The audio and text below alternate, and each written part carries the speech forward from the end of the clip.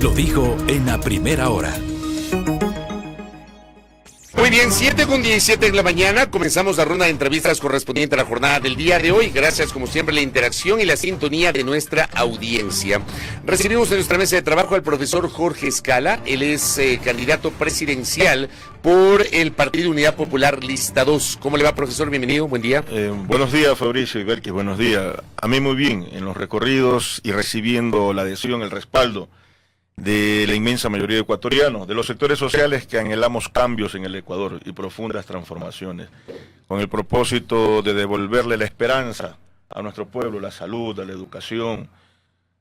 Vemos, Fabricio, con gran desesperación lo que está sintiendo hoy la gente. Cierto es el tema de la violencia delincuencial, cierto es que los apagones incomoda, tienen irritado, indignado, como dice la gente, cabreado a la gente. Pero lo cierto es que la gente está padeciendo, no tiene cómo enfrentar, no tiene verdaderos alivios económicos la gente, está desesperada. Los hogares ecuatorianos están angustiados porque quiebran sus negocios, no pueden sostener el comercio. Hay gente que fallece, que está conectado a un respirador, le ha alterado totalmente la vida de los ecuatorianos. Entonces es urgente adoptar medidas que permitan, medidas pero verdaderas, que se cumplan, que le respondan a las aspiraciones de la gente, no como la que ahora ha dictado a través del decreto 444. La gente quiere un presidente de la República que sea determinante en sus decisiones. 444 refiriéndose al alivio financiero que dispone a los bancos e instituciones de cooperativas. Porque es un exhorto, Fabricio, como los exhortos que adopta la Asamblea Nacional, queda discrecionalidad del sistema financiero y de las empresas de telefonía, si las acatan o no. Pero al final del día, este exhorto, como usted lo llama, del presidente de la República, termina generándose después de que los bancos ya anunciaron que iban a aplicar eso. Sí, pero no tuvimos a Marco Rodríguez, al presidente de la Asociación de Bancos, anunciando justamente este tema. Ellos ya se habían anticipado. Es que ¿de qué te vale, Fabricio, diferir de una deuda que a la final tendrás que pagarlas con intereses? Claro, la gente te plantea así, diferir la deuda, pero que me replanteen, hay que reformular, reprogramar, hay que reducir la tasa de interés, hay que darle verdaderos alivios económicos a las familias ecuatorianas, porque tú o la persona que adquirió un crédito, un préstamo para un emprendimiento y fracasó el emprendimiento, cerró el emprendimiento por los apagones, por las causas que hoy estamos expresando, por la inconformidad, por la indignación, por el rechazo a la incapacidad del presidente de la República, pierdes tu negocio. ¿Cómo puedes pagar? Por más que te difieran esa deuda, no la puedes pagar. La idea es replantear, reducir la tasa de interés. No podemos pagar, estimado Fabricio, por servicios que no recibimos.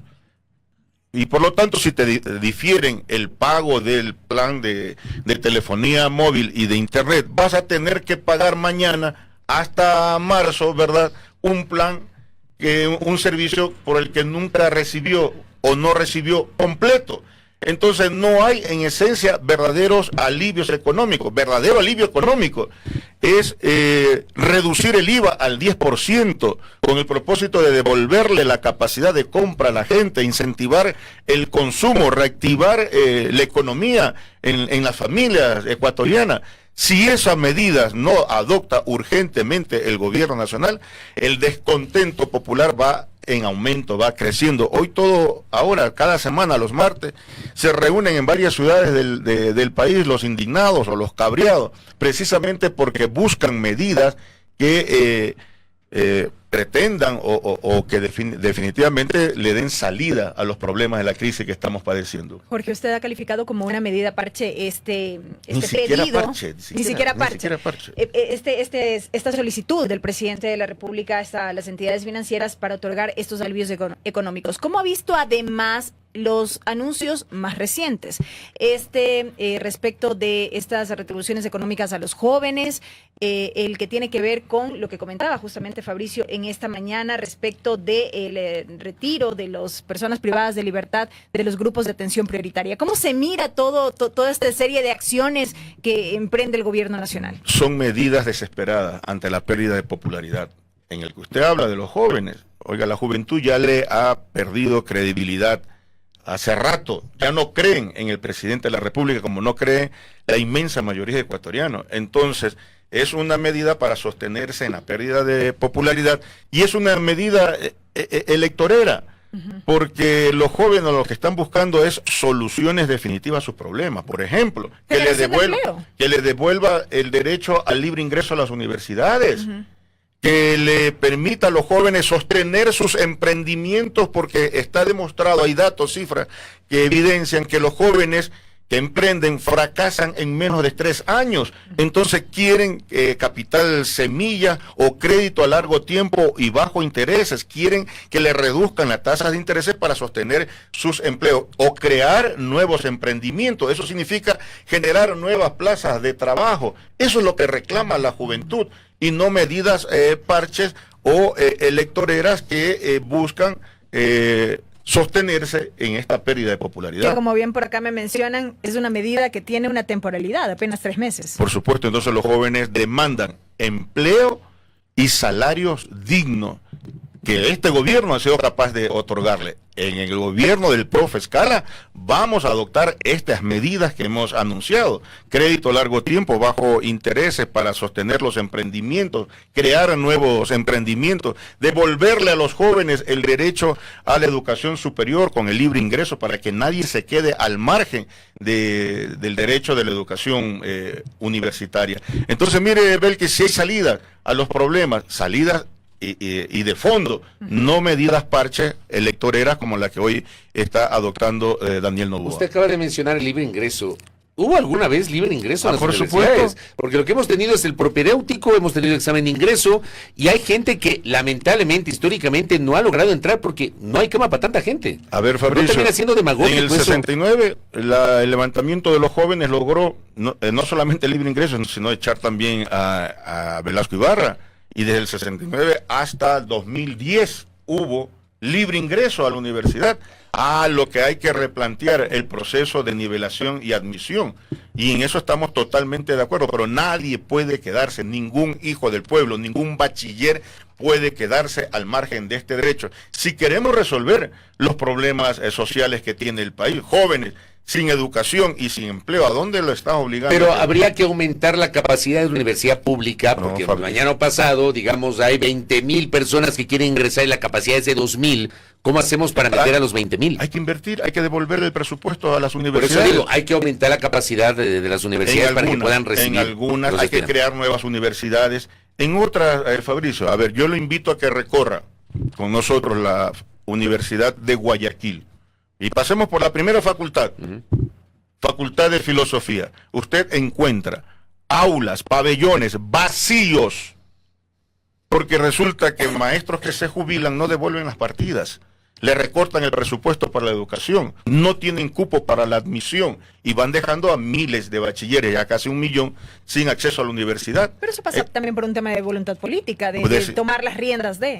que hoy no existe. En mi gobierno vamos a tomar las riendas y vamos a devolverle ese derecho que tienen los jóvenes a la universidad, que nadie se va a quedar al margen de este derecho. Vamos a universalizar el acceso a la universidad. Pero para eso se necesitan recursos. ¿De dónde se va a sacar la plata? Bueno, mire, hay que adoptar medidas patrióticas y soberanas.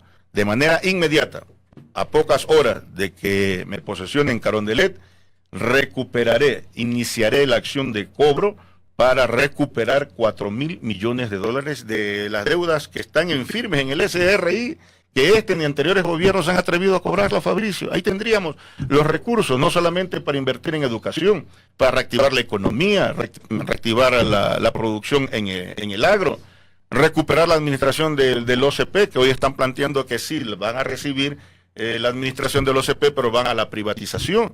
Es decir, más ganancia en función de las corporaciones. ¿Cómo van a la privatización del OCP? Porque se supone que el OCP, ese contrato con la empresa privada terminó y pasa a manos del Estado. Es público, ya lo han anunciado. En el momento... O sea, el Estado no va a asumir el manejo del OCP. No va a asumir. Entonces es un renunciamiento a la administración y a el aprovechamiento de los recursos que nos permite tener el OCP. Entonces ahí tendríamos 4.000 millones de dólares. Fabricio, a ver, hay 8.000 millones de dólares en la Reserva Internacional, y que se ha alimentado de los recortes a la educación, que se ha alimentado del incremento al IVA, que se ha alimentado del recorte a CELEC, de los más de 400 millones de dólares que estaban destinados para la rehabilitación o el mantenimiento de las empresas, de las centrales termoeléctricas, que le recortaron 1.900 millones de dólares a Petroecuador. Todo esto para pagar deuda externa o garantizarle el pago a los tenedores de la deuda. En mi gobierno vamos a priorizar la deuda social, de tal manera que ahí hay recursos para invertir en las soluciones que demanda el país entero. Entonces, mire, ahí tendríamos otra fuente de ingresos que servirían para reactivar, como hemos dicho, la economía y el aparato productivo en el país. Sobre la recuperación de esos recursos, de estos 4.000 millones a los que hace referencia, ¿cómo lo van a hacer de manera que no quede en un mero discurso? Porque esto toma su tiempo, además. ¿Cómo se va a viabilizar la recuperación de esos dineros? A ver, ¿qué hacen el SRI cuando la persona se demora, no paga, tiene problemas o quiebra su negocio? Le pongo el ejemplo de un kiosco o de una tienda. ¿Qué hacen? De manera inmediata van y le aplican la ley. La sanción máxima, ¿cuál es? La clausura del negocio, el cierre del negocio. Esto está en la ley. ¿Por qué a unos sí le aplican y por qué a otros no? ¿Por qué en el Ecuador hay la ley del embudo? Lo ancho para la oligarquía, por los grandes empresarios evasores de impuestos, a quienes se le ha perdonado por 7 veces las deudas con el SRI, y por qué a los de abajo que emprenden y fracasan porque no hay la intervención, la participación, la ayuda del Estado, ¿verdad? O por la crisis que estamos viviendo, sí le aplican de manera inmediata la ley. Entonces ahí tiene la respuesta, Belkis. Vamos a aplicar la ley y tendrán que pagar o tendrán que asumir las sanciones que la misma ley establece. Usted, en su propuesta de campaña, tiene una propuesta para enfrentar la crisis energética, la crisis eléctrica. Por supuesto. ¿Cuál es? Y de manera inmediata devolveré los más de 400 millones de dólares que le recortaron, que le debitaron a CELEC, destinados para la rehabilitación del parque termoeléctrico. En funcionamiento del parque termoeléctrico se van a reducir de manera significativa los apagones, y de manera urgente vamos a invertir en el plan maestro de electrificación. Empezaremos por los 10 proyectos de generación eléctrica, de los cuales 7 son de generación alternativa. ¿Cuánto se necesita para eso, Fabricio? 700 millones de dólares. ¿Y cuánto se necesita para el plan maestro de electrificación? Significa alrededor de 10.000 millones de dólares. En mi gobierno vamos a plantear la moratoria del pago de la deuda externa. Eso significa por 2 años, estamos hablando alrededor de 18.000, 19.000 millones. ¿Se va a declarar al Ecuador en default? ¿No van a pagar la deuda? Vamos a pagar en la medida que resolvamos los problemas que tenemos en el Ecuador.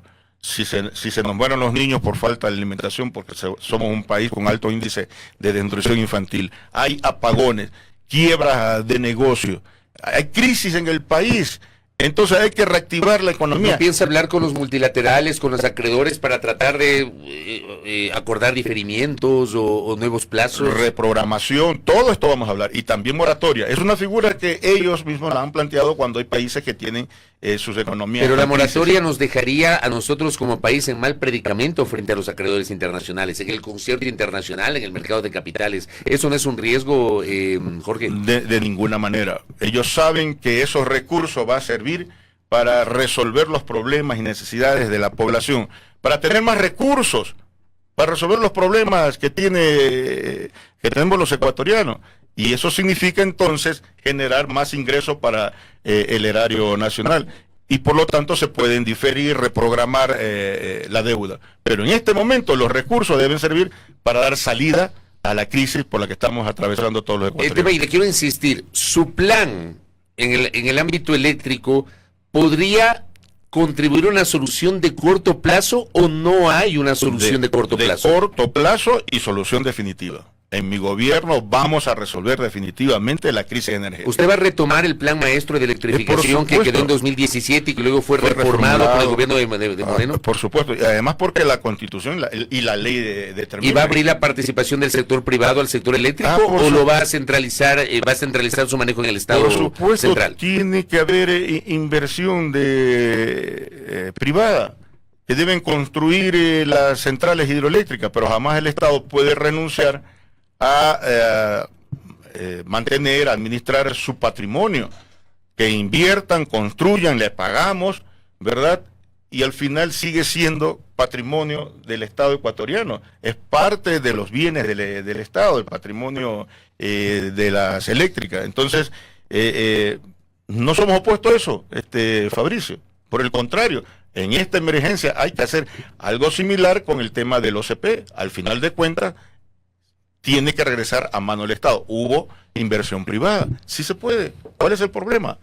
Jorge, de otro lado, hablemos del tema de seguridad. Seguridad que compete, en efecto, a toda la población por estos altos índices de violencia que enfrentamos y demás, pero también quisiera centrarme en el tema de la seguridad en el marco de la campaña electoral, porque vimos en estos días a uno de los candidatos, a Pedro Granja, decir que o anunciar en cierta medida que se alejaría de la campaña porque no tiene garantías para poder participar en este proceso de alguna manera. Entiendo que horas después reculó un poco, pero queda esta sensación de qué pasa con el tema de la seguridad con los candidatos, sobre todo luego de lo que ocurrió en el último proceso electoral el año anterior. A ver, el Estado tiene que garantizar la seguridad de todos los ecuatorianos y sobre todo también para fortalecer y defender la democracia. No puede verse afectado un proceso participativo, ¿verdad? Cívico, electoral, en donde los candidatos están desprotegidos. Hasta ahora, por decir, yo he firmado todos los documentos que me ha llegado para estas cápsulas de seguridad. Y hasta ahora recibo respuesta. En todo caso, ¿ha solicitado la seguridad por parte de la Policía Nacional y no ha tenido respuesta? Hasta ahora no hay respuesta. Yo ya firmé. ¿Usted no tiene seguridad? Hasta la seguridad que tenemos, como usted ve, son mis propios compañeros, las organizaciones que nos respaldan. Entonces, hasta ahora no hemos recibido. O sea, ¿no le han asignado un policía a usted? Todavía no tenemos respuesta del documento que nos hicieron. Porque hay otros candidatos que sí tienen seguridad. Así es. Aspiramos que nos estén escuchando y ojalá pronto tengamos respuesta de ese documento que nos hicieron firmar. ¿Hace cuánto tiempo lo firmaron? Hace 2 semanas. Apenas salió la noticia, entregaron, nosotros cogimos y firmamos. En todo caso, Fabricio, más estamos preocupados y en mi gobierno para resolver el tema de la violencia delincuencial. Vamos a aplicar un plan integral que permita resolver o disminuir significativamente y devolverle la paz social al país. Donde los niños puedan caminar sin miedo, donde los negocios también puedan funcionar sin miedo, y eso significa una línea de acción, de combate de manera permanente a los grupos delincuenciales con fuerzas armadas y policía. Hay que depurar a la policía, hay que dotarle de armamento, de capacitación, de tal manera que puedan realizar con efectividad su trabajo. Hay que plantear un nuevo o reestructurar, reformular el sistema de inteligencia, Fabricio. No puede ser que el sistema de inteligencia siga en manos del Ministerio del Gobierno. ¿Y para qué? Para perseguir a las organizaciones sociales y populares, para perseguir a los dirigentes. ¿Quién tiene que manejar el sistema de inteligencia? El Ministerio del Interior, y debe ser reestructurado también. El Ministerio del Interior es parte del gobierno. Por supuesto, y estamos planteando no solamente un traslado, sino que tiene que también ser depurado, con el propósito de anticipar, reunir las condiciones, requisitos para para desmantelar las bandas delincuenciales que hoy no está funcionando ese servicio de inteligencia, Fabricio, que solo sirve para la inteligencia política, pero no para dotarnos de seguridad. Dos cosas finales. La primera, ¿tiene alguna posición sobre el formato del debate de primera vuelta que ya fue definido hace pocos días por el CNE? Todavía no lo hemos chequeado, no lo hemos analizado. Vamos a analizarlo, vamos a revisar, pero lo cierto es que vamos a ir a enfrentar este debate y también vamos a exponer allí las propuestas y los cambios que requiere el Ecuador entero. Definitivamente vamos también con propuestas, iniciativas que buscan transformar al Ecuador en el Ecuador de justicia, de bienestar, de trabajo, que ya no pueden, Fabricio, resolver o dar la salida a la crisis por la que estamos viviendo quienes ya gobernaron los destinos del Ecuador y que hoy se presentan nuevamente en esta ya venía candidatura. mi segunda pregunta. En el hipotético caso de que usted no llegue a la segunda vuelta, pero sí lo haga la candidata de Revolución Ciudadana, ¿ustedes podrían apoyarla? Fabricio, no hay otro escenario de que el profe Jorge Escala con mi binomio Pacha Terán estemos en la segunda vuelta electoral. Eso hay que preguntarles a los otros candidatos. O sea, usted no se ve fuera de la segunda vuelta. Nosotros estamos en la segunda vuelta. Aunque los números de las encuestas no le dan, bueno, al menos lo que se ha difundido. Bueno, mire, nosotros participamos no para ganar unas encuestas, sino para vencer, para triunfar, para ganar el gobierno y transformar desde el gobierno patriótico y popular, transformar el Ecuador. Así dijeron cuando, y lo presentaron como imbatible al presidente Noboa y hoy candidato, ¿verdad? Y que nos tienen en esta crisis por su incapacidad, en la consulta de abril, en la pregunta de IE, nuestro partido, la Unidad Popular, se inscribió en el Consejo Nacional Electoral, desarrollamos un amplio debate, la juventud participó, generamos una tendencia y al final de cuentas vencimos de manera arrolladora. El pueblo va a vencer en las urnas a los enemigos del pueblo, los causantes de la desesperanza y la pobreza que vive el país. Jorge, lo último de mi parte, quiero trasladar un planteamiento de un internauta. Dice, Jorge Escala tiene buenas intenciones, pero cero experiencia. ¿Qué le dice usted a la gente que quizá cuando escucha su nombre lo encasilla quizá como un improvisado en materia de la cosa pública como tal? Bueno, mire, no tengo experiencia en robar ni asaltar los dineros del pueblo ecuatoriano. No estoy manchado con ese pasado de corrupción. He dedicado mi vida, 32 años, a la formación de la niñez y la juventud. Hemos hecho patria, a diferencia de los otros que tienen sentencia ejecutoriada, la incapacidad de hoy de un presidente, Daniel Noboa, que ha demostrado una vez más que los grandes empresarios o grupos familiares evasores de impuestos en el poder solo necesitan el poder de la estructura del Estado para seguir aumentando su fortuna. Eso es lo que hay que cambiar. Yo provengo de un hogar humilde, madre y padre, mi madre, con quien nos crió con 8 hijos. Vengo del cantón Ventanas. A mí no me han contado la pobreza, sino que la he vivido. Y esa realidad es la que queremos transformar. Y la realidad que sentimos y que la vivimos y que la he vivido en 32 años del ejercicio profesional como maestro en los campos y ciudades. Nos duele cómo nuestros padres de familia son lanzados a la desocupación o no tienen para sostener la responsabilidad o el financiamiento de sus hijos con la lista de útiles escolares, uniforme y todo lo demás. Es decir, esa cruel realidad que vive el Ecuador es la que estamos enfrentando y la vamos a transformar. Esa es la experiencia que tengo, 32 años de ejercer la labor docente. He sido presidente de la Unión Nacional de Educadores. En algún momento tuve el honor de recibir como presidente de la UNE un reconocimiento, el premio Juan Montalvo, por haber hecho efectivo un programa de alfabetización. Es decir, que sacó de la oscuridad, del atraso, de la ignorancia más de 30.000 personas, donde no le costó ni un centavo al Estado ecuatoriano. Es decir, hemos hecho y hemos ejecutado proyectos con profundo impacto social, que fui asambleísta constituyente y ahí tuvimos que enfrentarnos a esa mayoría y logramos cambios importantes, avances importantes, Belke. Correcto. Si hoy se está planteada la gratuidad de la enseñanza, fui el proponente en Montecristi, el redactor de todo el articulado de la educación, que estableció el 6% del Producto Interno Bruto, que ningún gobierno ha cumplido ese porcentaje para la educación. Seré el primer gobierno que ejecute y entregue esta asignación presupuestaria para la educación ¿verdad? Y eso significa apostarle al progreso y el desarrollo de los pueblos. Fue el que en la Asamblea Nacional, y Fabricio fue testigo, el que propuso la compensación jubilar, no solamente para los maestros, sino para todos los servidores públicos, que hoy le roban 5 años en el cálculo, Fabricio, y le pagan en bonos. En mi gobierno vamos a pagar en efectivo y como dice la primera disposición transitoria. Entonces hemos hecho muchas cosas por el país. Dotarle de educación. En Montecristi defendimos la educación intercultural bilingüe como un sistema versus la presión que se tenía desde Carondelet, que tenía que eliminarse la educación bilingüe como un sistema que favorece, que es propio de las comunidades y de los pueblos indígenas. Fui el que defendió el seguro social en Montecristi, también en los hechos, como parte y dirigente social y popular. Y Montecristi. Pero en aquel tiempo había una mejor relación con Alianza País, ¿no? En aquel tiempo. A ver, si usted me dice cómo conseguimos en Montecristi la...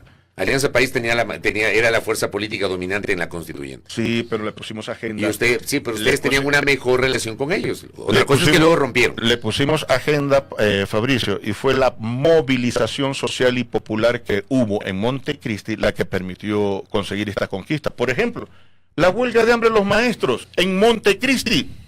No fue entonces de manera gratuita el incremento al 6% del Producto Interno Bruto para la educación, que ningún gobierno lo ha cumplido. Mi gobierno lo hará. Entonces no fue una dádiva, Fabricio. El defender la seguridad social y defender el seguro social campesino que buscaban terminar como un régimen especial en aquella época. Fue el corte que hicieron los campesinos de las carreteras y que llegaron con machete, garabato a la Asamblea Constituyente y que tenían un legislador allí que hablaba y proponía, peleaba por sus derechos. Fue lo que permitió hacer retroceder las posiciones de Alianza País. Fui el proponente de eliminar la tercerización e intermediación laboral en el mandato 8 con la Unión General de Trabajadores del Ecuador, movilizaciones masivas que hizo la UGTE con mi compañero Nelson Erazo. Entonces, Fabricio, hemos apostado a la salud, a la educación, a los derechos sociales, los trabajadores, y en el gobierno patriótico y popular, por supuesto que vamos a resolver todas las aspiraciones y necesidades de la gente. Jorge, gracias por el tiempo. Muchas gracias. Muy amable a Jorge Escala, candidato presidencial de Unidad Popular Lista 2. Primera plana. Todas las noticias, todas las voces.